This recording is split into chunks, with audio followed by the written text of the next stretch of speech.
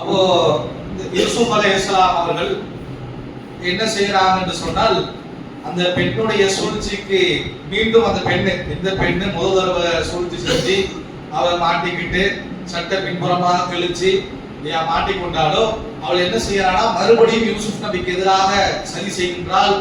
தன்னுடைய தேவைக்கு யூசுப் நபியை பயன்படுத்திக் கொள்ள நாடுகின்றாள்.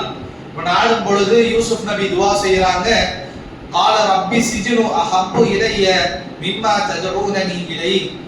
எனவே எதை நோக்கி அவர்கள் அழைக்கின்றார்களோ அதை விட நான் சிறைவாசனப்படுவது நான் விரும்பக்கூடியதாக இருக்கின்றது. சிறையிலே கடந்து போவேன். வஇல்லா தஸ்ரிஃப் அன்னி கைதஹுன்ன அஸ்புஹு இலைஹின்ன வஅகூன மினல் ஜாஹிலீன். அல்லாஹ்வே, என்னை மட்டும் நீ ஜெயில போட்டு காப்பாத்துலன்னு இருக்கும் என்று சொன்னால் இவர்களுடைய அந்த சூழ்ச்சிக்கு நான் ஆளாகி முட்டாள் கூட்டத்தில ஜாஹில் கூட்டத்தில ஒருவனாக நான் ஆகிவிடுவேன் என்று அவங்க யூசுப் நபி அவர்கள் பதில் பிரார்த்தனை செய்யறாங்க. தங்களுடைய ஃபர்ஜை, தங்களுடைய கருப்பை காத்துக் கொள்ளும் பொருட்டு அல்லாஹ் கிட்ட தூக்கி, அல்லாஹ்வே என்னை ஜெயில போட்டுடா, அல்லாஹ் ஜெயில எனக்கு நல்ல இடமாக இருக்கும், வெளியில இருந்தா இந்த மாதிரி சூழ்ச்சிக்கு நான் ஆளாக்கப்பட்டு அந்த கேவலத்தை செய்யக்கூடியவனாக நான் ஆகிவிடுவேன் என்று அவர்கள் அல்லாஹ்விடம் பிரார்த்தனை செய்கின்றார்கள். அதற்கு அல்லாஹ் தஆலாவும் பதிலளிக்கின்றான். இது 12:34 இருந்து வரக்கூடிய செய்திகள். ஃபஸ்தஜாப லஹு ரப்புஹு, அல்லாஹ் தஆலா அவருடைய பிரார்த்தனைக்கு பதிலளித்தான். ஃபஸரஃப அன்ஹு கைதஹுன்ன, அவர்கள் செய்த அந்த சூழ்ச்சியிலே இருந்து யூசுப் நபியை காப்பாற்றினான். இன்னஹு ஹுவ ஸமீஉன் அலீம், அல்லாஹ் தஆலா செவிமடுக்கக்கூடியவனாகவும் அனைத்தையும் அறிந்தவனாகவும் இருக்கிறான் என்று சொல்லக்கூடிய வசனங்களை பார்க்கிறோம். அதே போல அல்லாஹ் தஆலா என்ன பண்ணிட்டான், ஜெயில்ல இவரை கூட்டிட்டு போய் காப்பாற்றணும்னு நினைச்சிட்டால, அதற்காக அங்க விசாரணை செய்யக்கூடியவர்களுக்கும் அல்லாஹ் தஆலா என்ன செய்யறானா, யூசுப் பக்கத்து சில தவறுகள் இருக்கிறது போலவே காட்டுகின்றான். யூசுப் ஏன்னா சும்மா முடிஞ்சு சிறையில போட முடியாதுல்ல, சிறையில போட வேண்டும் என்று சொன்னால் அவரை கண்விட்டாயே அதுக்கு கொண்டு போய் ஜெயில போடணும்னா சில ஆதாரங்கள் தேவை. அப்ப அல்லாஹ் தஆலா என்ன செய்யறானா, அந்த விசாரணை செய்யக்கூடியவர்களுக்கு இவர் மேல தப்பு இருக்கிற மாதிரியே சில விஷயங்களையும் காட்டி கொடுக்கின்றான். அது சம்பந்தமாக 35வது வசனத்துல சொல்லுகின்றான், சும்ம பதஅலஹும் மின் பஅதி மா ரவாஉல் ஆயாத்தி, அவர்களுக்கு சில ஆயத்துகளை, சில அத்தாட்சிகளை, அதாவது யூசுப் நபி மீது பிழை இருப்பது போல சில அத்தாட்சிகளை நாம் ஏற்படுத்தினோம். ல யஸ்ஜுதுன்ன ஹத்தா ஹீன், அவர்கள் சில காலங்கள் ஜெயில கடக்கட்டும்ங்கிறதுக்காக அவங்க தான் கேட்டாங்க, யூசுப் நபி தான் அல்லாஹ் நான் ஜெயிலே இருந்துக்கிறேன் அப்படின்னு கேட்டாங்க. அதன் காரணமாக அந்த விசாரணை செய்யக்கூடியவர்களுக்கு யூசுப் நபிக்கு எதிராக சார்ந்திருப்பதை போல ஒரு தோற்றத்தை ஏற்படுத்தி பிறகு யூசுப் நபியை சிறிது காலத்துல நம்ம ஜெயில இருக்கிற மாதிரி ஏற்பாடு பண்ணினோம் என்று அல்லாஹ் தஆலா சொல்கின்றான். அப்போ ஜெயிலில் கொண்டு போய் அடைக்கப்படுகின்றார்கள். அடைக்கும் பொழுது செல்மேட்டா 2 பேர் வராங்க. ஜெயில எப்பயுமே ரொம்ப பயங்கரமான குற்றவாளியா இருந்தாலும் அவனை தனி சிறையில வச்சிருப்பாங்க. அதை விட பயங்கரமா இருந்தா பாதாள சிறை என்று அவன் ஆளுக்கு ஏற்ற மாதிரி சிறைகளை தனியா வச்சிருப்பாங்க. மற்றபடி சும்மா இந்த மாதிரி சின்ன சின்ன கேசுகள் எல்லாம் என்ன செய்வாங்கன்னு சொன்னா, ஒரு செல்ல வச்சுட்டு அதுக்குள்ள ஒரு 10 பேரு, அதுக்குள்ள ஒரு 5 பேரு என்று ஒரு ரூம் பெட் மாதிரி ஜெயில இருக்கிறவங்க பேட்ச் பேட்சா பிரிச்சு ஒரு ரூமுக்கு இத்தனை பேருக்கு போட்டுருவாங்க. அப்ப அந்த மாதிரி செட்டப் தான் யூசுப் நபி காலத்துல இருந்திருக்கு போல. அப்ப அல்லாஹ் தஆலா என்ன சொல்லியிருக்கான், வ தஹல மஅஹு சிஜீன ஃபதயானி, 2 ஃபதயான்கள், 2 இளைஞர்களும் இந்த யூசுப் நபியோடு சேர்ந்து சிறையில் அடைக்கப்பட்டாங்க. ஒண்ணா இருக்கிற மாதிரி அடைக்கப்பட்டிருக்கிறாங்க. அதுல சிலர் என்ன செய்யறாங்க, அதுல ஒரு ஆள் என்ன சொல்றாருன்னா, கால அஹதுஹுமா, அதுல 2ல ஒரு ஆள் சொல்றாரு, இன்னி அரானி அஹ்சிருல் ஹம்ர், நான் அந்த ஹம்ர, அதாவது திராட்சை சார நான் ஊற்றுவது போல, அதை பிழிவதை போல நான் கனவு கண்டேன். வகாலல் ஆகர், 2வது ஆள் கேட்கிறான், 2வது ஆள் சொல்றான், இன்னி அரானி அஹ்மிலு ஃபௌக ரக்ஸி ஹும்ஸா, என்னுடைய தலைக்கு மேல குதுசுகளை, ரொட்டி துண்டுகளை நான் சுமக்குவது போல கனவு கண்டேன். தஅக்குலு தைரு மின்ஹா, நான் தலையில சுமந்து சென்ற அந்த ரொட்டி துண்டுகள்ல இருந்து பறவைகள் குத்தி சாப்பிடக்கூடியதாக இருந்தது அப்படின்னு 2 பேரும் தங்கள் கண்ட கனவை யூசுப் நபி கிட்ட சொல்லிட்டு, நபிஅனா பி தஅவீலிஹி இன்னா நராக மினல் முஹ்சினீன், நபிஅனா பி தஅவீலி, அதாவது எங்களுடைய இந்த கனவுக்கு நீங்க விளக்கம் சொல்லுங்களேன், நீ எப்படி நாங்க ஒரு ஆளு ஹம்ரை, அதாவது திராட்சை ரசத்தை ஊற்றுவது போல அதை ரெடி பண்றது போல நான் கனவு கண்டேன்னு ஒரு ஆள் சொல்றாரு. இன்னொரு ஆள் என் தலைக்கு மேல புதுசுகளை ரொட்டி துண்டுகளை சுமந்துட்டு போறது மாதிரியும் அந்த ரொட்டி துண்டுகளை குருவிகள் கொத்தி பறவைகள் கொத்தி சாப்பிடுவது போல நான் கனவு கண்டேன். இதுக்கு என்ன விளக்கம்னு நீங்க சொல்லுங்க. நராக, நிச்சயமாக உங்களை மினல் முஹ்சினின், நல்லவர்கள் ஒருவராக நாங்கள் காண்கிறோம் என்று இருவரும் தங்கள் கண்ட கனவிற்கான விளக்கத்தை யூசுப் நபி கிட்ட வந்து கேட்கிறாங்க. கேட்கும் பொழுது யூசுப் நபி பதிலளிக்கின்றார்கள். யூசுப் நபி பதிலளிக்கிறதுக்கு முன்னாடி அந்த 20 நபி தானே இவங்க, நபியோடைய பணி என்ன? மார்க்கத்தை எத்தி வைக்கிறது. அந்த இருக்கிற இடமோ இப்ப ஜெயில என்ன பண்றது? ஜெயிலா இருந்தாலும் மார்க்கத்தை எத்தி வைக்கணுமே. தன்னை நாடி வந்த இருவர்கிட்டையும் இவர்கள் என்ன செய்யறாங்கன்னா மார்க்க பிரச்சாரத்தை ஆரம்பிக்கின்றார்கள். லா யக்குல் லா யஅதீகுமா தஆமுன் தர்சுகானிஹி இல்லா நபிகுமா பி தஅவீலிஹி கப்ல ஐ யஅதீகுமா. உங்களுக்கான உணவு வரதுக்கு முன்னாடி உங்களுடைய கனவுடைய அந்த விஷயத்தை நான் சொல்லிடுறேன். என்ன கனவு கண்டீங்க, அதுக்கு என்ன விளக்கங்கிறத, உங்களுக்கான உணவு உங்களுக்கான ரிஸ்க் வரதுக்கு முன்னாடி நான் சொல்லிடுறேன். அதுக்கு முன்னாடி நான் சொல்றதை கொஞ்சம் கேளுங்க என்று சொல்லிட்டு தாலிகுமா மின்னா அல்லிமானி ரப்பி, இந்த கனவுக்கான விளக்கம் சொல்லக்கூடிய அறிவை அல்லாஹ் தான் எனக்கு கற்றுக் கொடுத்திருக்கிறான் என்று அல்லாஹ்வை அறிவை கொடுக்கிறாங்க. எனக்கு நான் கண்டுபிடிச்சு நான் யாரு தெரியுமா அப்படின்னு தனக்கான விஷயத்தை தேடிக்கொள்ளாமல் இது எனக்கு கற்றுக் கொடுத்தது இந்த தஅவீலை விளக்கத்தை கொடுப்பது என்பது அல்லாஹ்விடத்துல இருந்து வருகின்றது. இன்னி தரக்து மில்லத கௌமிலா யுமினூன பில்லாஹ், அல்லாஹ்வை புறக்கணித்த சமுதாயத்துடைய பாதையை விட்டு நான் புறக்கணித்துக் கொள்கின்றேன். வஹுவ பில் ஆখিরাতি ஹும் காஃபிரீன், அவர்கள் நாளைக்கு கியாமத் நாள்ல காஃபிர்களாக இருப்பார்கள் என்று தங்களோட பிரச்சாரத்தை ஆரம்பிக்கிறார். 2 பேரும் என்ன கேட்டு வராங்கன்னா, இப்படி எங்களுக்கு கனவு வந்துச்சு, கனவுக்கு என்ன விளக்கம்னு கேட்கும் பொழுது இவங்க தாவா பண்ணி ஆரம்பிச்சுட்டாங்க. இன்னி தரக்து, நான் நிச்சயமாக விட்டு விடுகின்றேன் மில்லத்த கௌமி லா யுமினூன பில்லாஹ், அல்லாஹ்வை நம்பாதவருடைய பாதையை விட்டு நான் விலகி செல்கின்றேன். அவர்கள் மறுமையிலே காஃபிர்களாக வருவார்கள் என்று பிரச்சாரம் செய்றாங்க. வத்தபாத், மேலும் நான் யாரை தெரியுமா பின்பற்றுகிறேன்? மில்லத அபீஹி இப்ராஹீம வ இஸ்ஹாக வ யாக்கூப மா கான லனா அன் நுஸிக பில்லாஹி மின் ஷைஇன், என்னுடைய தந்தையாக இருக்கக்கூடிய யாக்கூப், அவருடைய தந்தையாக இருக்கக்கூடிய இஸ்ஹாக், அவருடைய தந்தையாக இருக்கக்கூடிய இப்ராஹிம், இவர்கள் எல்லாம் எந்த சத்திய பாதையில் இருந்தார்களோ அந்த சத்திய பாதையில் அந்த மார்க்கத்தில் நான் இருக்கக்கூடியவனாக இருக்கிறேன். நான் ஒருபோதும் அல்லாஹ்விற்கு எந்த ஒரு ஷிர்கையும் வைக்க மாட்டேன். ذلك من فضل الله علينا وعلى الناس ولكن اكثر الناس لا يشكرون. அல்லாஹ் தஆலா அதிகமான எனக்கும் அதிகமான மனிதர்களுக்கும் இவ்வாறே அருள் புரிந்திருக்கின்றான். ஆனால் அநேகமான மனிதர்கள் நன்றி கெட்டவர்களாக இருக்கிறார்கள் என்று தங்களுடைய பிரச்சாரத்தை சொல்றாங்க. யா சாஹிபி சிஜ்னி, அந்த 2 தோழர்களையும் 2 பேரையும் கேக்குறாங்க, என்னுடைய ஜெயில் மேட்ஸ், என்னோட ஜெயில இருக்கக்கூடியவர்களே, அல்பாபும் முத்தஃபர்ரிகூன கைருன் அமில்லாஹு வாஹிதுல் கஹ்ஹார், பல கடவுள்களை ஏற்று வைத்திருப்பது உங்களுக்கு நல்லதா, இல்ல வாஹிதுல் கஹ்ஹார், அனைத்தையும் சர்வ ராஜ்யத்தையும் கைக்குள்ள வச்சிருக்கக்கூடிய ஒரே ஒரு இறைவன் உங்களுக்கு இருப்பது சிறந்ததா என்று அந்த 2 நபர்களையும் கனவுக்கு விளக்கம் கேட்டு வந்த 2 பேர்கிட்டையும் இப்படி எல்லாம் கேள்வி கேட்கின்றார். மா தஅபுதுன மின் தூனிஹி இல்லா அஸ்மாஅன் சம்மைதுஹா அன்தும் வ ஆபாஉகுமா அன்ஸலல்லாஹு பிஹா மினஸ் சுல்தான், நீங்கள் எந்த கடவுளுடைய பெயரை சொல்லி அழைத்துக் கொண்டிருக்கின்றீர்களோ, நீங்களும் உங்களுடைய முன்னவர்களும் சொல்லி அழைத்துக் கொண்டிருக்கின்றீர்களோ, அதெல்லாம் வெறுமன பெயர்கள் மட்டும்தான். அல்லாஹ் தஆலா அந்த சிலைகளுக்கோ நீங்கள் வணங்குவதற்கோ எந்த ஒரு சுல்தானையும் அதிகாரத்தையும் அல்லாஹ் கொடுக்கவில்லை. இனில் ஹுக்குமு இல்லா லில்லாஹ், ஹுக்கும் என்பது அதிகாரம் என்பது அல்லாஹ்விடம் மட்டுமே இருக்கின்றது. அமர அல்லாஹ் தஅபுது இல்லா இய்யாஹு, அல்லாஹ் தஆலா அவனை தவிர வேறு யாரையும் வணங்க கூடாது என்று உங்களுக்கு கட்டளையிட்டு இருக்கின்றான். ذلك தீனுல் கையிமா, இது செம்மையான மார்க்கம். வலக்கின் அக்ஸரன் நாஸி லா யஅலமூன், அநேகமான மக்கள் இதை அறிந்து கொள்வதில்லை என்று நபியாக நுபுவத்துக்காக அனுப்பப்பட்ட ஜெயில இருந்தாலும் அவர்கள் யூசுப் நபி என்ன செய்யறாங்கன்னு சொன்னா தங்களுடைய பிரச்சாரத்தை செய்யறாங்க. செஞ்சாச்சா பிரச்சாரத்தை அடுத்தது சொல்றாங்க, கனவுக்கு விளக்கம் கேட்டு வந்தீங்கல்ல, விளக்கம் கேட்டு வந்தவங்களுக்கு என்னுடைய தஅவாவை கொடுத்துட்டேன், மார்க்கத்தை நோக்கி அழைப்பு கொடுத்துட்டேன், மார்க்கத்தை நோக்கி நீங்க ஏற்றுக்கொள்ளுங்கள். அதே போல நீங்க என்ன செய்யுங்க, உங்களுக்கான கனவை பலமுடைய விளக்கத்தை நான் சொல்லிவிடுகிறேன் என்று அவர்கள் சொல்லுகின்றார்கள். 41வது வசனத்தில் அல்லாஹ் தஆலா சொல்கிறான், யா சாஹிபி சிஜின், என்னுடைய சிறைவாசிகளே, சிறைக்கு என்னோட கூட இருக்கக்கூடிய சிறைவாசிகளே, அம்மா அஹதுகுமா, உங்களோட ஒருவர் உங்களுடைய ரப்புக்கு, உங்களுடைய ஆட்சியில இருக்கக்கூடிய அரசனுக்கு நீ மறுபடியும் அந்த ஹம்ரை சுமக்கக்கூடியவனாக, கொடுக்கக்கூடியவனாக போய் விடுவாய். அம்மல் ஆகரு, இன்னொரு ஆள் இருக்கிறீங்களே, யுஸ்லபு ஃபயாகுலு தைரும் மின் ரஅஸிஹி, அவன் இன்னொரு ஆள், இரண்டாவது ஆளு மண்டைக்கு மேல ரொட்டி துண்டு இருந்துச்சு, புரி குத்தி தின்னு நீ என்ன பண்ணப்படுவாய் என்று சொன்னால், யுஸ்லபு, நீ சிலுவையில் அறையப்படுவாய்.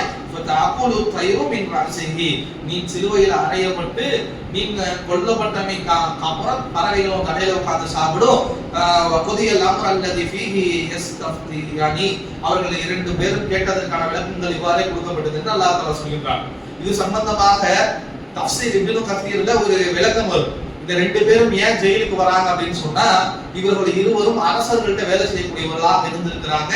அதுல ஒருத்தர் ஹம்ரு சம்பந்தமா அது கனவு கண்டவர் வந்துட்டு ராஜாவிற்கு, அரசனுக்கு மது கொடுக்கக்கூடியவராக, அந்த திராட்சை ரசத்தை கொடுக்கக்கூடிய வேலையை செஞ்சிருக்கிறார். கப்பியனர்னு சொல்லுவாங்கல்ல, அந்த வேலையை செய்யக்கூடியவராக இருந்திருக்கிறாரு.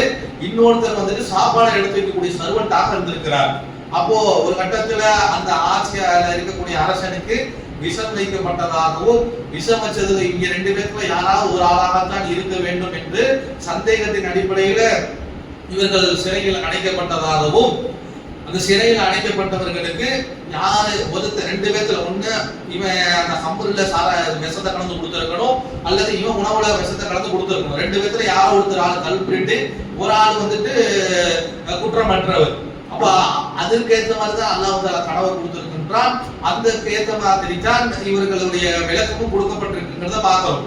இது யாருன்னா இப்னு கஸீர் அவர்கள் தங்களுடைய இஸ்ராயலியத்திலிருந்து எடுத்து சொல்றாங்க. நம்ம பொதுவாகவே நம்ம எதுக்கு சொல்றது இல்லை. ஆனால் பிறகு வரக்கூடிய வசனத்துல யூசுப் நபி என்ன சொல்றாங்கன்னா, உங்கள இருவர்ல ஒருவர் உங்களுடைய பழைய வேலைக்கு, தங்களுடைய அரசனுக்கு அந்த மதுவை சுமக்கக்கூடிய வேலைக்கே போயிருவீங்கன்னு சொல்வதன் மூலமாக இப்னு கஸீர் அவர்கள் கொடுக்கக்கூடிய அந்த வரலாற்று ஒத்ததாகத்தான் அந்த வசனத்துக்கு ஏற்ற மாதிரி தான் அவருடைய விளக்கம் இருக்கிறது என்பதை நாம் புரிந்து கொள்ள வேண்டும். அப்ப ரெண்டு பேர்த்துல ஒரு ஆளு அரசனுக்கு அந்த மதுவை ஊற்றி கொடுக்கக்கூடியவராகவும், ரெண்டு பேர்த்துல ஒரு ஆளு அரசனுக்கு சாப்பாடு கொடுக்கக்கூடிய அளவு இருந்திருக்கிறாங்க.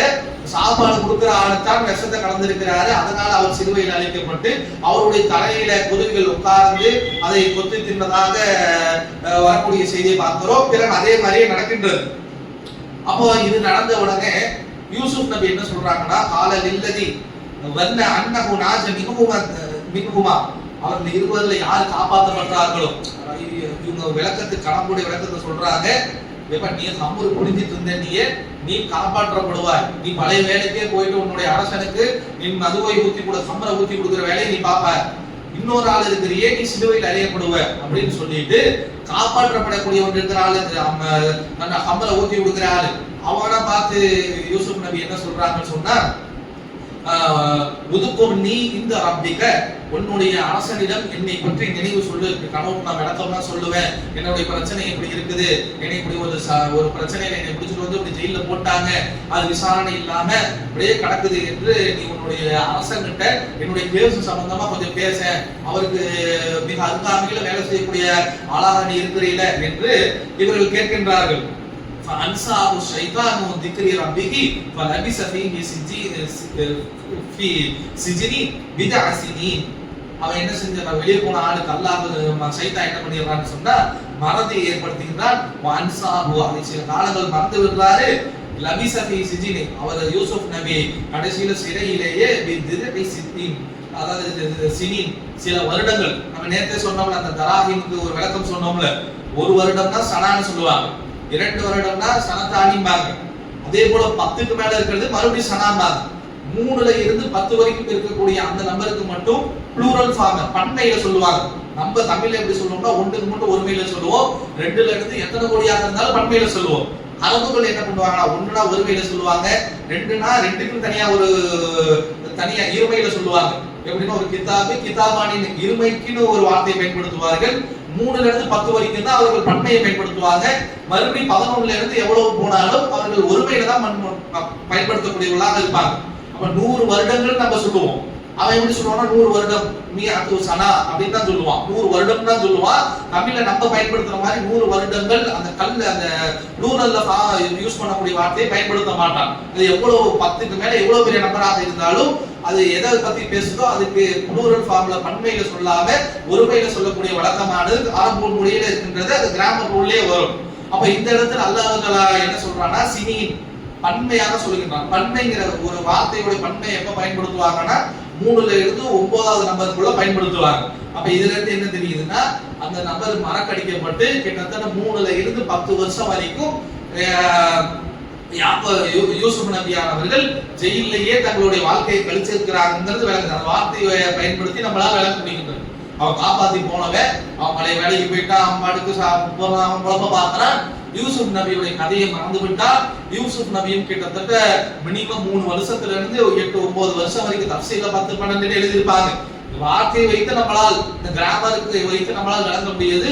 3ல இருந்து 10 வருஷத்துக்குள்ள ஜெயிலேயே அவர்கள் இருந்திருக்கிறாங்கிறது நமக்கு விளங்குகின்றது. இது 42வது வசனத்துல இருக்கின்றது.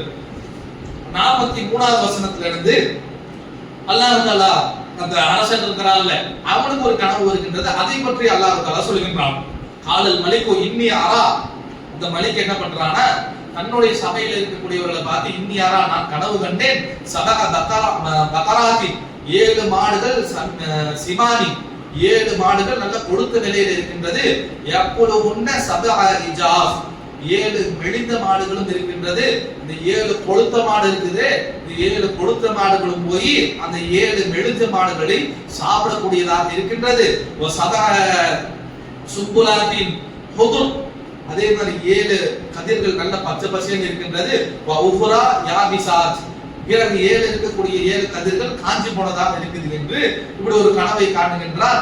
கண்டுவிட்டு அந்த சபையில் இருக்கக்கூடிய அந்த முக்கியமான ஆட்களை பார்த்து யா ஐயஹல் மலவு அஃப்துதனி பி ருபியாயி இன் குன்தும் ருபியா தக்புரூன். அதாவது அந்த மனிதன் அந்த அரசன் என்ன கேட்கிறானா என்னுடைய கனவுல 7 நல்ல கொழுத்து நல்ல குண்டா இருக்கக்கூடிய 7 மாடை பார்த்தேன். அதே போல 7 மெலிந்த மாடுகளை பார்த்தேன். 7 குண்டா இருக்கக்கூடிய கொழுத்த மாடுகள் என்ன செய்யுதுன்னு சொன்னா மெலிந்த மாடுகளை தின்றது.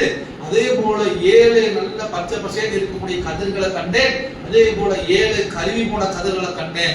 இதற்கு யாருக்காவது உங்களுக்கு விளக்கம் தெரிஞ்சா நீங்க சொல்லுங்களேன் என்று தங்களுடைய சபையோரை பார்த்து அந்த அரசனானவன் கேட்கின்றான்.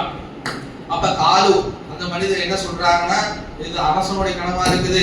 நம்ம பாட்டுக்கு எக்கத்தப்பா சொல்லி மாட்டிக்கிட்டா என்ன பண்றதுன்னு சொல்லி என்ன சொல்லிடுறாங்கன்னா காலு அஸ்காசு அஹ்லாமி வமா நஹ்னு பி தஅவீலிஹி அஹ்லாமி பில் ஆலமீன். இந்த கனவுக்கு விளக்கம் சொல்ற அளவுக்கு நமக்கு அறிவு பத்தாது, எங்களுக்கு எதுவும் தெரியாது, அதுக்கு சொல்ல தெரியாது என்று அந்த சபையில இருந்தவர்கள் எல்லாம் எங்களுக்கு தெரியாத கனவுக்கு விளக்கம் சொல்ற அளவுக்கு எங்களுக்கு நாலேஜ் இல்லைன்னு சொல்லி மறுத்து விடுகின்றார்கள். அப்ப காலல்லதி நஜா ஒருத்தர் காப்பாற்றப்பட்டால யூசுப் கூட நபி கூட ஜெயில இருந்து பிறகு கனவு கண்டு கனவுக்கு விளக்கம் கொடுக்கப்பட்டு பழைய வேலைக்கு நீ போயிருவ போகும்போது என்னை பத்தி ஞாபகப்படுத்தி யூசுப் நபி ஒரு ஆள்கிட்ட சொல்லி விட்டாங்கல்ல அந்த ஆளுக்கு இப்பதான் ஞாபகம் வருது. என்னன்னா நம்ம கூட ஆமா நம்மள ஜெயில ஒரு ஆள் இருந்தாங்க யூசுப்னு சொல்லிட்டு நம்ம கனவு கேட்டோம் போது நம்மளுடைய கனவுக்கு விளக்கம் கேட்கும் போது கூட நல்ல அருமையா சொன்னாரே அதுக்கு ஏற்ற மாதிரி நம்மளும் தப்பிச்சு நம்மளுடைய பழைய வேலைக்கே வந்துட்டோமே. அப்ப அவர்கிட்ட கேட்டா என்னன்னு சொல்லிட்டு அந்த ஆளுக்கு அவன் சிறையை விட்டு வெளியே போனவனுக்கு சில வருடங்கள் 3ல இருந்து 10 வருஷத்துக்கு அப்புறம் தான் என்ன வருதுன்னா யூசுப் நபியோட ஞாபகம் வருது. காலல்லதி நஜா மின்ஹுமா وذكر بعد أمة أنا ونبئكم بتأويله فأرسلون.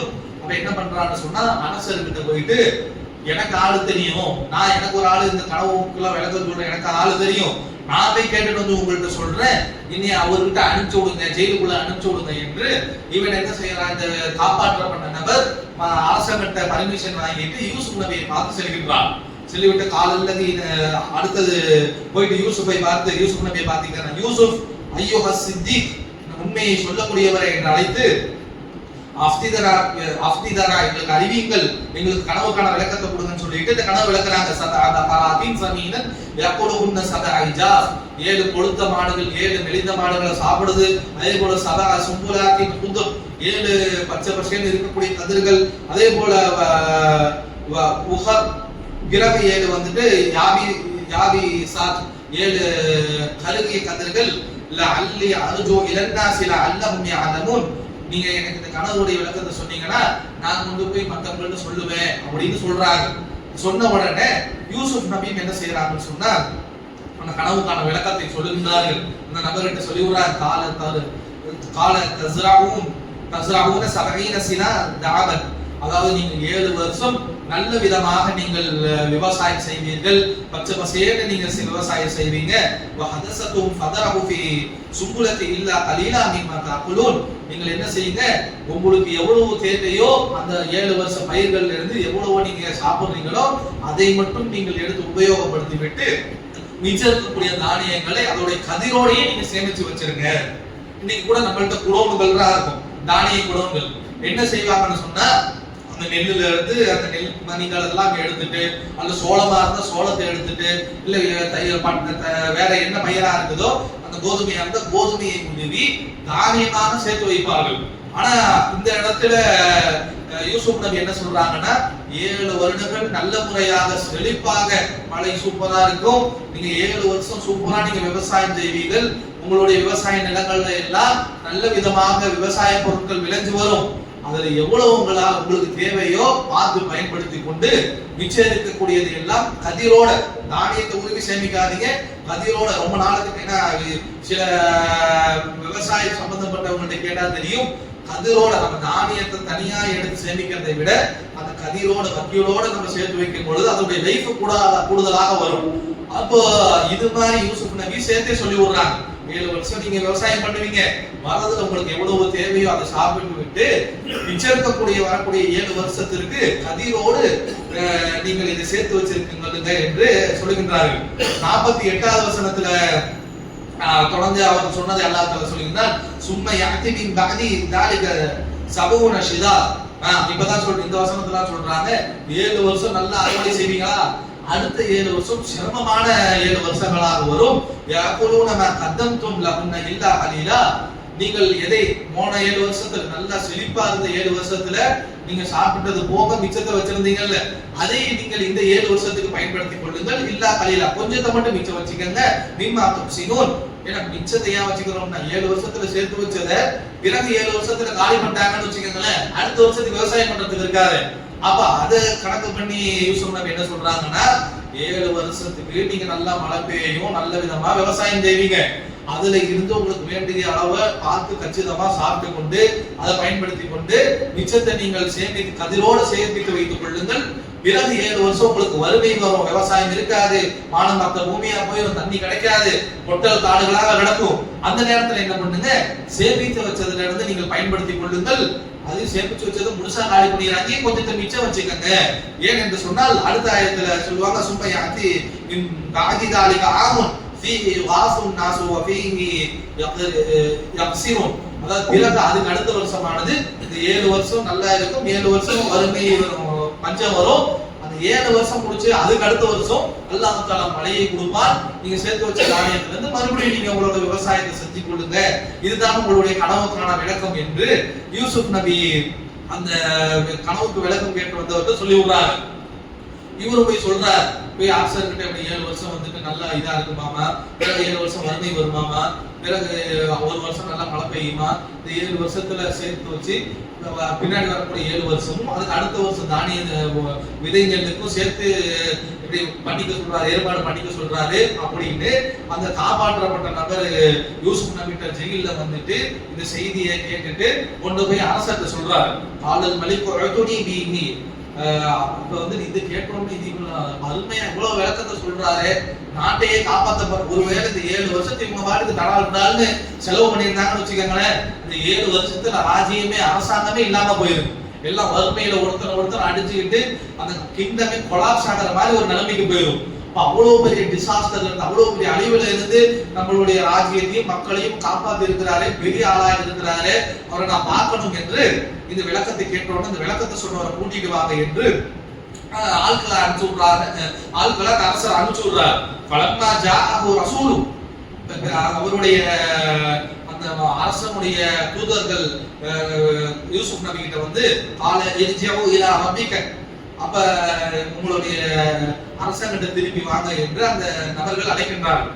அழைக்கும் பொழுது இவங்க இப்ப சொல்றாங்க, ஃபஸ்அலுஹு மா பாலு நிஸ்வத் அல்லதி கத்தஅன ஐதிஹுன்ன இன்ன ரப்பி பி கைதிஹின் அலீம்.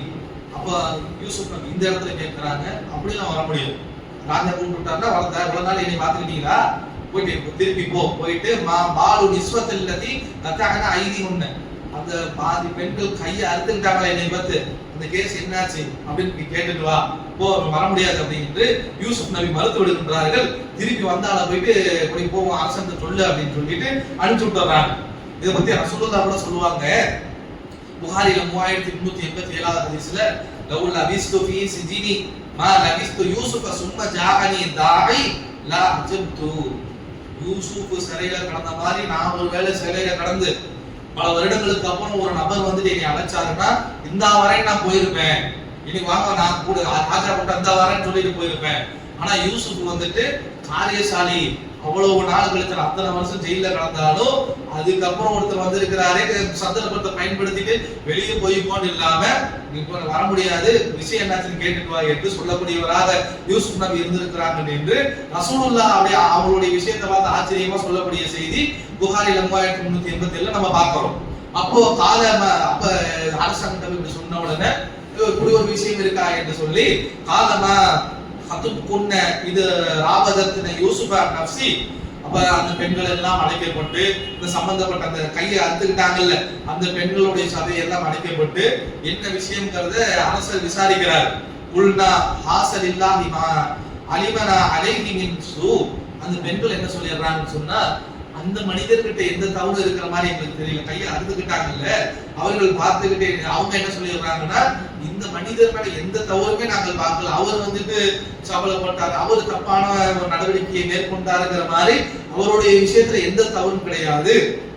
அப்ப இவங்க சாட்சி சொன்ன உடனே அந்த பெண்ணும் என்ன பண்ணிருக்காங்கன்னா குற்றத்தை ஒத்துக்கின்றார். காலத்து இம்ராத்துல் அசீஸ், அங்க என்ன அசீஸோடைய மனைவி வந்துட்டு, நான் மறுபடியும் யூசுஃபை வந்துட்டு என்னுடைய வழிக்கு நான் இழுப்பேன், அவர் மறுத்தார் என்றால் ஜெயில போடுவேன் தூக்கி போட்டாலும் அவன் இந்த தடவை என்ன சொல்லினா காலத்தின் அப்துல் அசீஸ் அல் ஆன ஹஸ்ஹஸல் ஹக், இந்த நேரத்தில் உண்மை வெளிப்பட்டு விட்டது, வ அன ராபதத் உன்ன அன் நஃப்ஸி, நான் தான் அவருக்கு தவறான பாதைக்கு அழைத்தேன், வ இன்னஹு லமினஸ் சாதிகீன், இவர் யூசுப் உண்மையாளர் தான் என்று ஒரு வழியாக அந்த சம்பந்தப்பட்ட அந்த பொண்ணு அந்த பொம்பளை என்ன பண்ணிடுறான்னு சொன்னா சாட்சி சொல்லிடுறான்.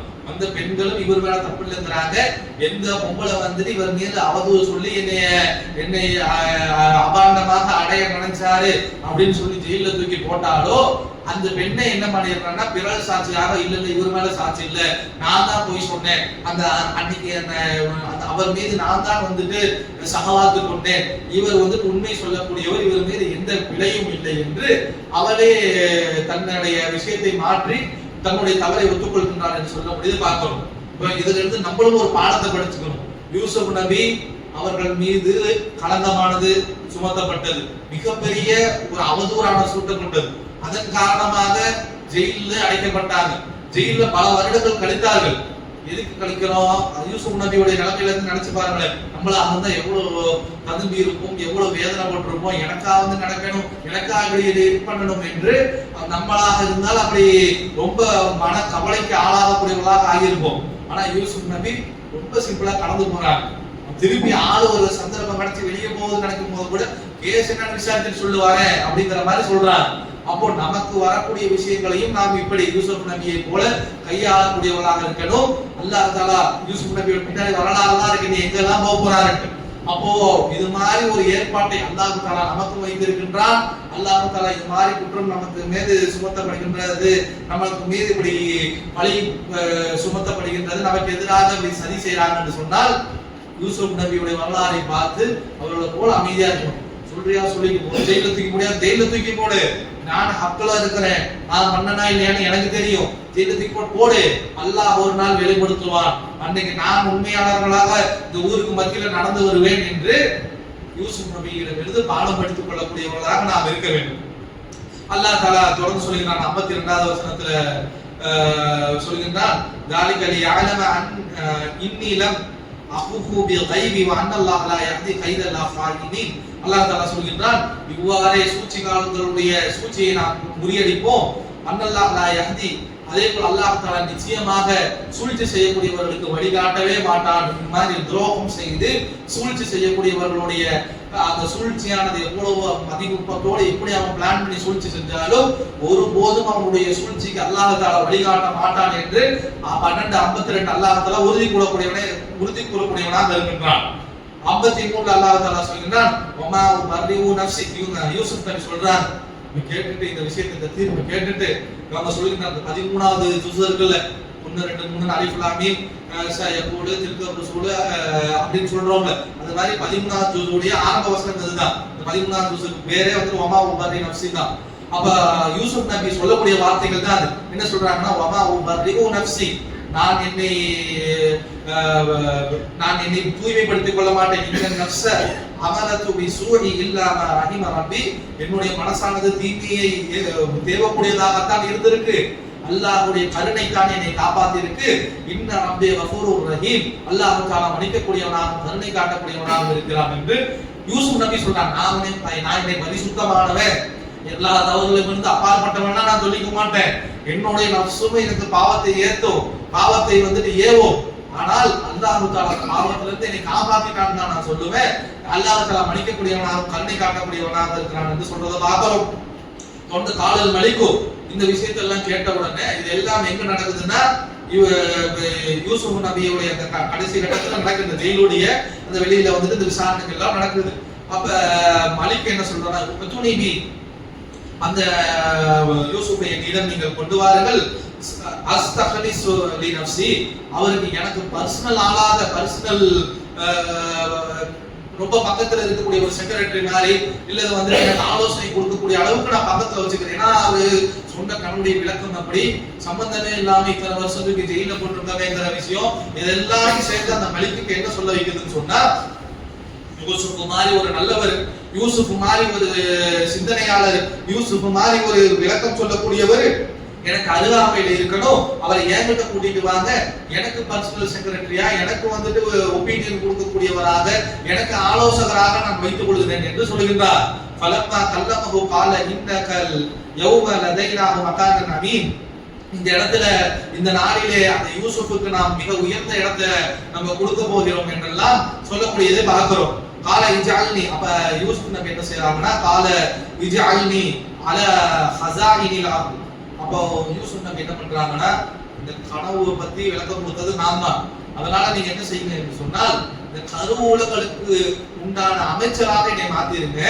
இன்னி ஹஃபீதுன் அதீம், இந்த பொறுப்பை நான் நல்லபடியா பாத்துக்கிறேன். இந்த 7 வருஷங்கள் தானியத்தை சேமிச்சு வைக்கணும், பிறகு 7 வருஷம் செலவு பண்ணுங்கிறோம் அந்த மாதிரி சொன்னேன்ல, அது நான் தான் விளக்க சொன்னேன். அந்த பொறுப்பை என்கிட்ட கொடுத்துருங்க, அந்த 14-15 வருஷத்தை நானே நல்லபடியா கழிச்சிடுறேன் என்று அந்த பொறுப்பை இவர்கள் கேட்கின்றார்கள். காலை ஜஅல்னி அல அந்த 55வது வசனத்துல கேட்கின்றார்கள், வகதாலிக மக்கன்னா லியூசுஃப ஃபில் அர்தி யததவ்வஅ மின்ஹா ஹைசு யஷா.